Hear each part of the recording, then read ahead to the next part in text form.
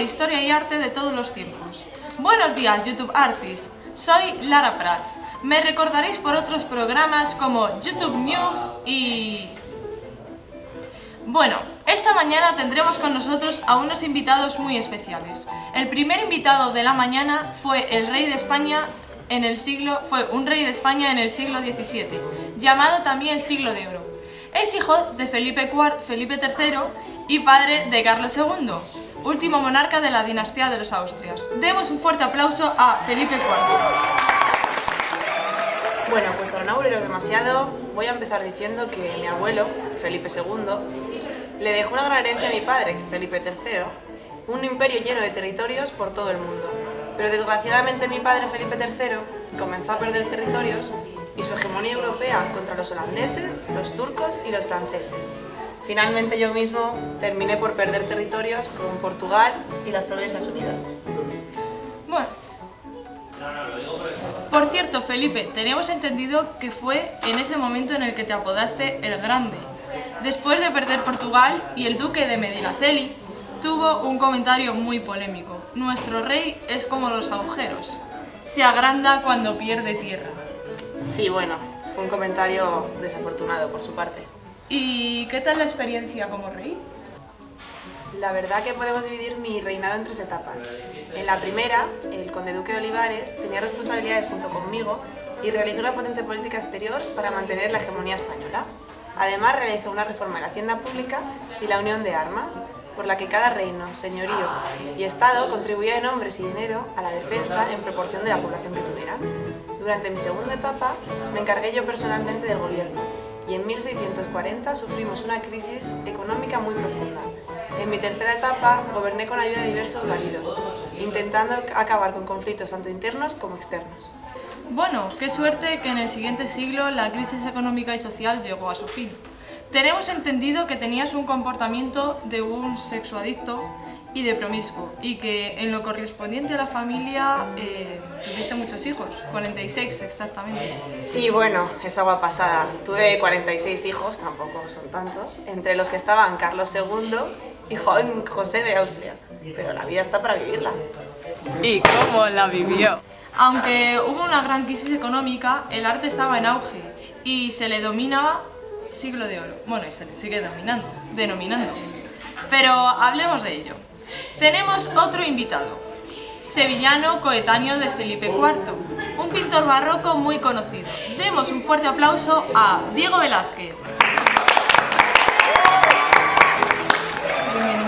Hola, Diego. Hola. ¿Qué tal? Bueno, ahora que estamos todos, ¿podemos hablar de a nuestros videntes un poco del Siglo de Oro? Bueno, lo primero, buenos días y gracias por invitarme a su programa. Pues nada, el Siglo de Oro es un fenómeno cultural cuyas manifestaciones artísticas y literarias gustan de lo complicado y confuso. El estilo desarrollado en este siglo es el barroco, en el que los artistas, como yo, tenemos el objetivo de sorprender y de representar la realidad sin ocultar efectos. Bueno, también pretendéis provocar sentimientos en el espectador. Hubo grandes maestros de la literatura, la música, la arquitectura, la escultura y, como Velázquez, de la pintura. Bueno, Felipe, ha sido un placer tenerte con nosotros. El placer ha sido mío. Muchas gracias por invitarme. ¿Le gustaría sentarse aquí a mi lado? No muerdo. Por supuesto. Ahora vamos a pasar a conocer más en detalle la vida y obra de Diego Velázquez, este pintor barroco que trabajó hasta con la realeza. Diego, ¿podría hablarnos de su vida? ¿Dónde nació? ¿Dónde vivió? Bueno, pues yo nací en 1599 en Sevilla. Allí trabajé desde muy joven en el taller del que más adelante fue mi suegro durante 6 años. Y bueno, esta época se la conoce como mi etapa naturalista, ¿no? Por mis pinturas de naturalezas muertas con personajes. Luego en 1623 estaba en la corte siendo protegido por el conde duque de Olivares, muy majo, Conocí a Rubens en Madrid, el cual me aconsejó viajar a Italia. Y bueno, también fui amigo de Felipe IV, como ya habéis visto, y me convertí en el retratista de Palacio. Y bueno, y fallecí ya desgraciadamente muy joven. Yo me habría gustado vivir 200 años por lo menos, pero fallecí en Madrid en 1660. ¡Qué vida tan interesante! ¿Podría hablarnos de las características más destacables de sus pinturas? Por supuesto.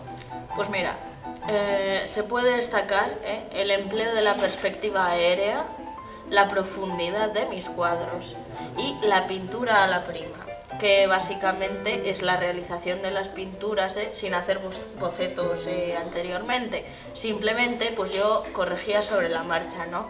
Y bueno, y por eso pues podéis ver los arrepentimientos en mis cuadros.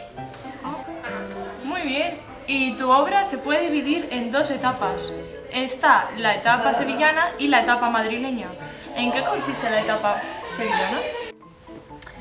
Bueno, pues durante esta fase tuve como maestro el que fue mi suegro, Pacheco, muy buen hombre, la verdad.